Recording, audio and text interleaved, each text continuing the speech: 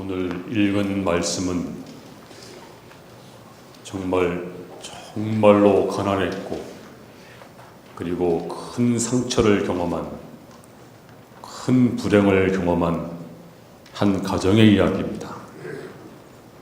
이 가정은 정말 가난하고 또 큰 상처를, 불행을 경험하고 외관상 보기에는 정말로 불행하게 보였지만, 그런데요, 결코 불행하지 않은, 어쩌면 이 가정을 행복한 가정이라 부를 수 있을 만큼 그런 참 가정이 기록되고 있습니다.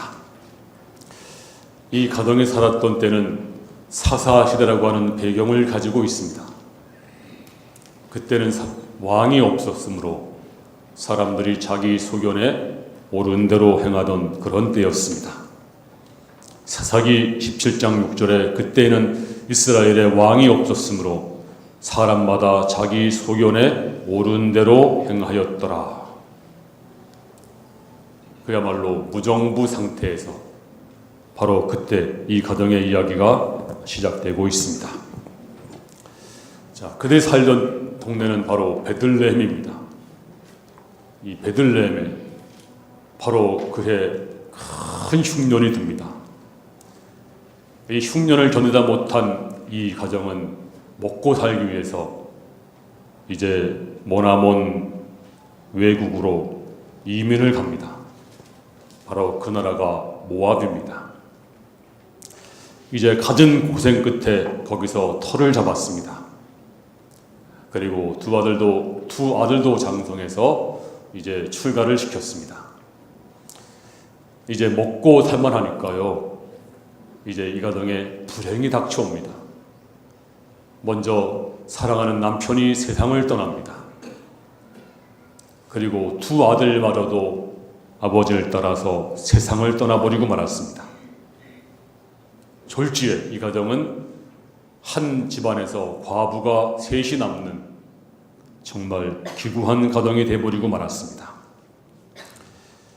이 가정의 상처를 그 무엇으로 치유할 수가 있겠습니까? 어떻게 이런 가정을 우리가 행복한 가정이라 말할 수가 있습니까? 아마도 이 가정은 아름다운 집이 없었을 것입니다. 그리고 정상적인 가정의 구성원, 남편도 자식도 없었습니다. 세상적인 관점에서 본다면 정말로 불행한 가정입니다. 그런데 이 가정을 우리가 어떻게 행복한 가정이라 부를 수가 있겠습니까? 그런데 오늘 본문은 이 엄청난 불행과 상처와 비극에도 불구하고 이 가정은 행복한 가정이다, 이렇게 말씀하고 있습니다. 그 비결이 뭘까요? 첫 번째는 공감이 있는 가정입니다. 자, 멀리 이역만리 타국에서 고향 땅 베들레헴이 흉년이 끝났다는 소식이 들려옵니다. 이제 남편과 두 아들 잃어버린 시어머니 나오미는 내가 여기서 살아서 무엇하리요? 이제 고향으로 가기로 결심을 합니다. 근데 문제가 생겼습니다. 바로 과부가 된 두 며느리, 이 며느리 거치 문제입니다. 원래 그들은 이방 땅, 모압 땅 여인들이었습니다. 그래서 이렇게 말합니다. 오늘 8절에 나오미가 두 며느리에게 이르되 너희는 각기 너희 어머니의 집으로 돌아가라. 너희가 죽은 자들과 나를 선대한 것 같이 여호와께서 너희를 선대하시기를 원한다 그랬습니다. 너희는 너희 고향 땅, 너희 어머니 집으로 돌아가라. 너희들은 원래 이 땅 사람들이 아니냐. 그러므로 돌아가라. 너희가 그동안 나를 선대했으므로 하나님께서 너희에게 복을 주실 것이다. 내 집으로 돌아가라. 네 엄마 집으로 가라. 내 민족으로 돌아가라. 그리고 평안히 살아라. 우린 여기서 시어머니가 며느리를 공감하는 사실을 볼 수가 있습니다. 이렇게 말하지 않았어요. 나 혼자 됐어. 너도 혼자 살아야지. 너희는 이 집에 시집 왔잖아. 이 집에 귀신 돼야지. 나도 말이야, 먼 타국에 와서 이국생을 맛보느라고 정말 고생 많이 했는데 너희도 나 따라와서 고생 좀 해봐라. 네, 그렇게 말하지 않았습니다. 이 시어머니는 외국 생활이 얼마나 어려운 것인가를 몸소 체험한 사람이었습니다. 그래서 이렇게 말하잖아요. 얘들아, 나를 떠나가라. 너희 어머니 집으로 가라. 너희 친정으로 돌아가라. 그리고 새롭게 살아라.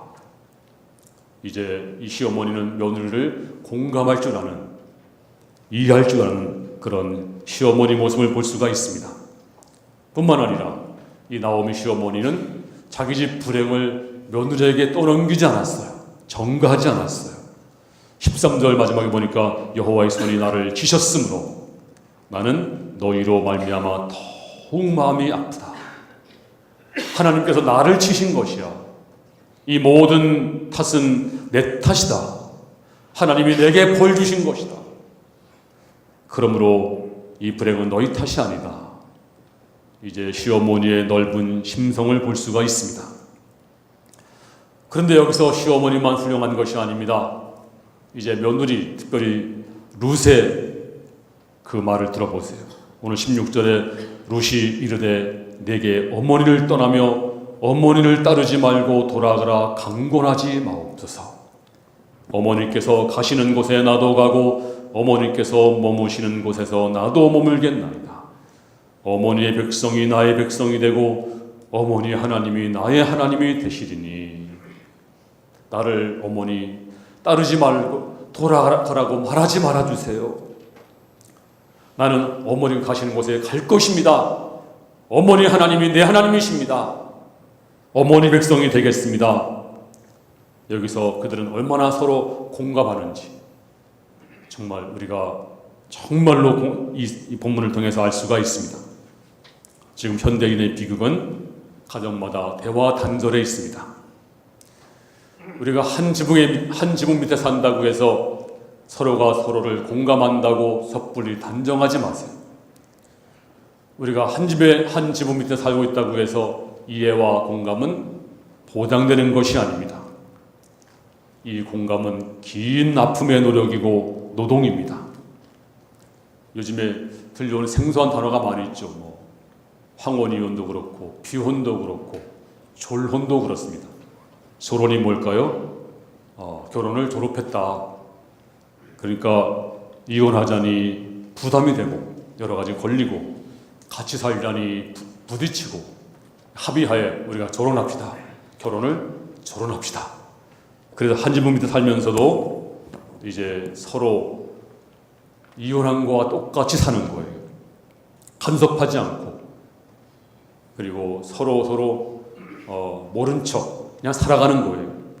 그러니까 지 하고 싶은 대로 하고 서로 간섭받지 않고 그러니까 한 지붕 밑에 살면서도 애들 때문에 또 여러 가지 문제 때문에 이혼은 못하고 그냥 살아가는 부부가 점점 많아진대요. 이게 졸혼이라고 그래요.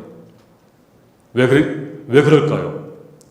한 집에 살면서 신뢰가 무너지고 대화가 단절되고 공감이 떨어져서 그런 것입니다. 진정한 대화가 무엇이겠습니까? 진정한 대화는 내 감정의 밑바탕에 깔려있는 앙금, 고독, 아픔, 그리고 눈물, 상처, 그리고 외로움 이걸 서로 주고받으면서 적나라하게 이야기하는 것 바로 이것이 공감입니다.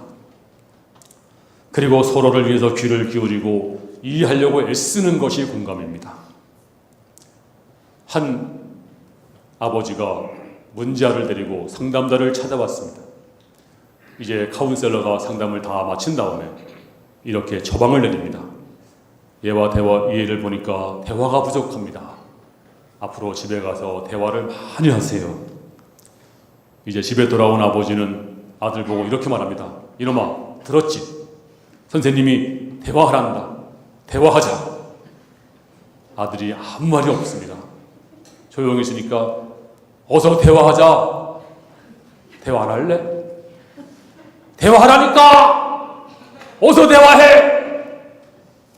여러분, 참 대화가 무엇입니까?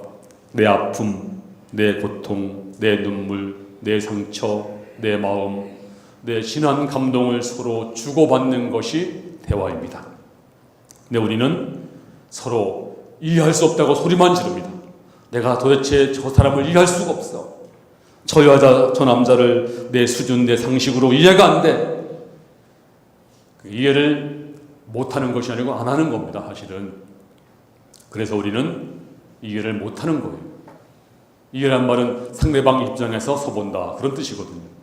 그러니까 자식의 입장에서, 남편의 입장에서, 아내 입장에서 서보는 것입니다. 그런데 우리는 자기 입장에서 오직 왜 나한테 그래? 왜 나만 그래? 왜 나한테 왜 그랬어? 나를 뭘로 보고? 항상 자기 입장입니다. 그러니까 대화가 안 되는 것입니다. 동상이몽이 무엇입니까? 같이 자지만 다른 꿈을 꾸는 거예요. 우리의 가정은 정말 공감이 있는가? 오늘 룻을 보면서 불행하지만 저들을 본받을 필요가 있습니다. 두 번째는 삶을 함께 나누는 그러한 축복. 그러니까 이제 저들은 조화를 잘 이루고 있습니다.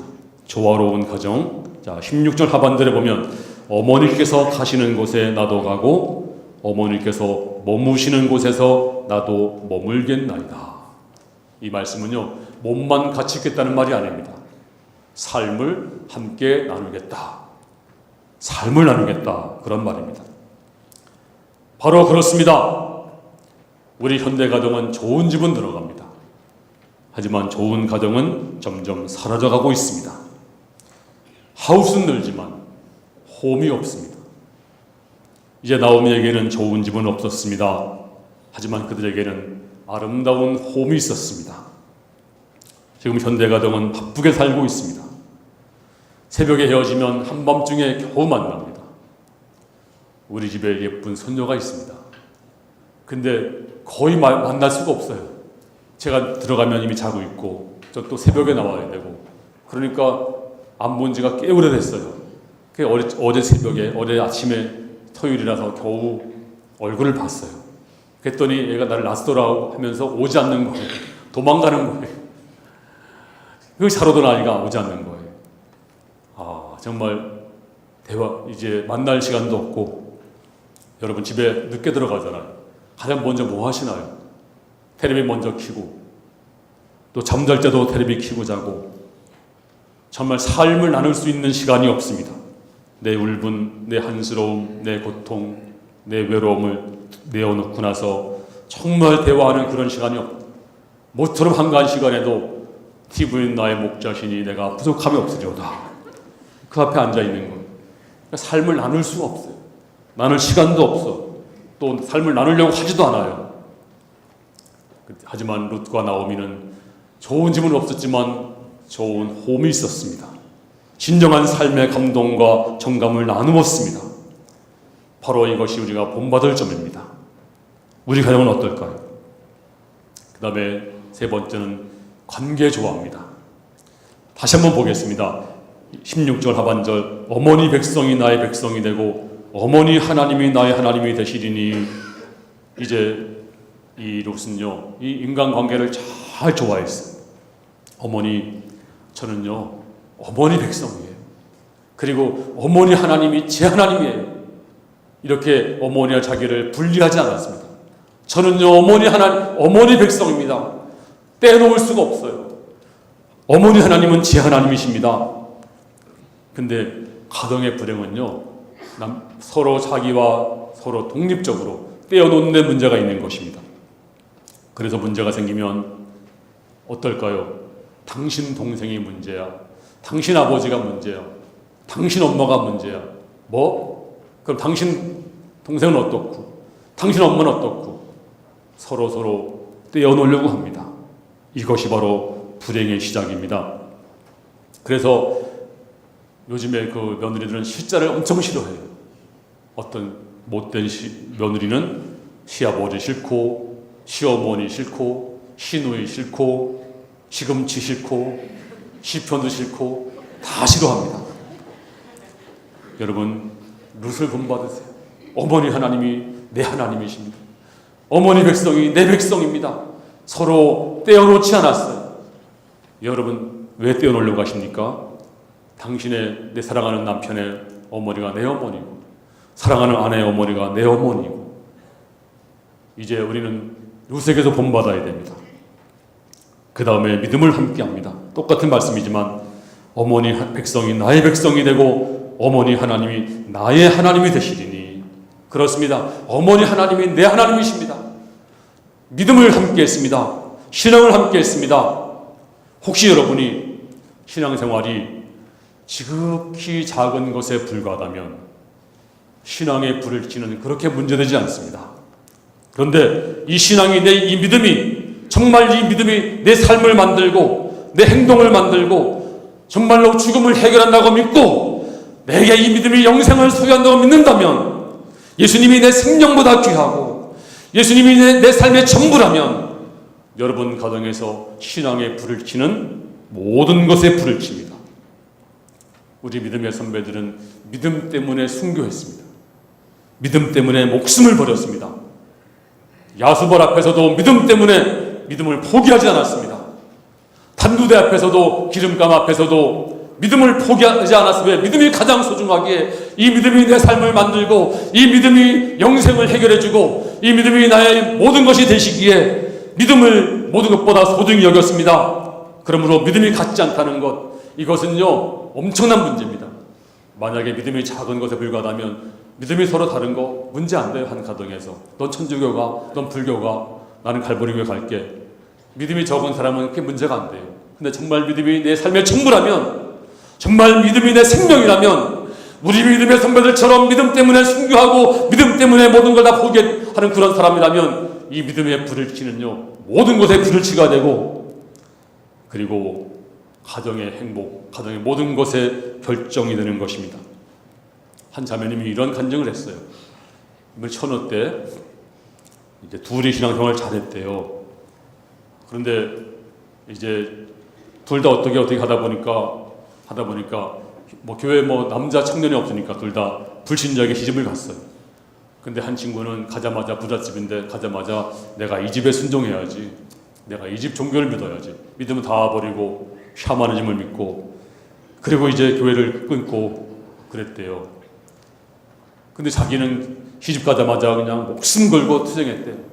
가서 남편을 싫다는 걸 억지로 교회를 끌고 오고 전도를 하고, 시어머니 시아버지 다 전도를 하고 온 집안을 다 구원시켰습니다.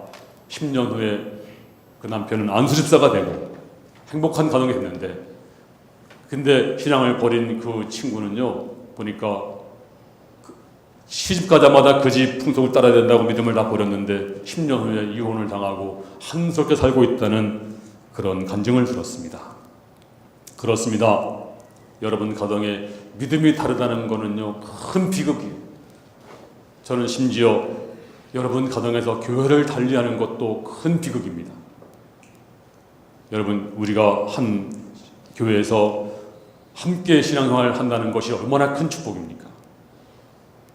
제가 다니는 인천 제2교회 거기서 신부할 때는요 3대 4대가 다 함께 다녀요. 그런 집이 참 많아서 자연스러운 현상입니다. 그게 참 부러웠습니다. 우리 교회도 그런 교회가 되길 바랍니다. 여러분들이 자녀가 여기서 또 장로가 되고 또 교회를 신앙의 대를 이어간다는 것이 얼마나 큰 복입니까? 그러지 않고 자꾸 계속 대가 끊어지면 계속 신앙생활이 단절돼요. 아들, 손자, 며느리 다 단절돼요. 나중에 어떻게 될까요? 하나님이 함께 하시면 물론 다 맡기겠지만 우리가 정말 한 교회에서 함께 한다는 것이 얼마나 중요한지 모릅니다. 그러므로 신앙을 함께하는 가정 될 수 있기를 주님의 이름으로 축원합니다. 그리고 또 이번 새생명 축제 때 이제 모시고 와야 돼. 그리고 신앙을 함께하는 놀라운 가정 될 수 있기를 주님의 이름으로 축원합니다. 이제 마지막으로 저들은 운명도 같이 했습니다. 자, 17절 말씀을 다 같이 읽겠습니다. 시작. 어머니께서 죽으시는 곳에서 나도 죽어 거기 묻힐 것이라. 만일 내가 죽는 일 외 어머니를 떠나면 여호와께서 내게 벌을 내리시고 더 내리시기를 원하노라. 이 말씀은 어머니와 운명을 같이 하겠다는 것입니다. 내가 어머니가 죽는 곳에 나도 죽을 것입니다. 만약에 내가 죽는 일 외에 엄마를 떠나면 여호와께서 내게 벌을 내리시고 벌을 내리실 것입니다 하면서 어머니와 함께하겠다, 죽음도 함께하겠다는 결심을 여기서 하고 있는 것입니다. 그렇습니다. 요즘 꼭 그런 것만 같지 않아요. 남편은 망해도 아내는 살아야지, 부모는 망해도 자식은 살아야지. 하지만 성경은 말하기를 이제 부부는 한 몸이다, 여호와께서 짝 지어주신 것을 나누지 못할지니라. 그러므로 부부는 공동명체입니다. 1778년 5월 8일 로마 제국이 멸망사를 쓴 에드워드 키포는 사람이 있는데, 이 사람이 왜 로마 제국이 이렇게 멸망을 당했는가? 첫 번째는 캐토릭이 부패했기 때문이고, 두 번째는 가정 파괴 때문에. 지금 보니까 어제도 동성연애자들이 모여가지고 뭐 세상 말로 말해 개판을 만들었어. 또 서울 시장이라는 작자가 그걸 또 그냥 인권이라고 또 보여준다고 해서, 그래서 저희도 가서 이제 옆에서 이제 또 시위를 했는데요. 저는 못 갔습니다만 급한 일 때문에 제 동기들도 많이 가서 참석했는데요. 이제 카톡으로 많이 보내왔어요. 그 실상을 하니까 그냥 음란물을 배치해놓고 그냥 애들도 보는 데서 그 모든 그러니까 여러분 그것 이래서 가정이 다 파괴되고 있는데 나라가 망할 징조입니다. 그러므로 이제 우리는 믿음의 운명 공동체, 오늘 룻을 본받아야 됩니다. 저들은 좋은 집은 없었습니다. 아니외관상 불행한 가정이었습니다. 하지만 불행한 가정이 아니었습니다. 저들은 공감 있는 가정, 삶을 함께 나누고, 그리고 인간관계를 잘 조화하고 믿음을 함께하고 운명을 함께하는 놀라운 가정, 여러분의 가정이 다 그렇게 되기를 주님 이름으로 축원합니다.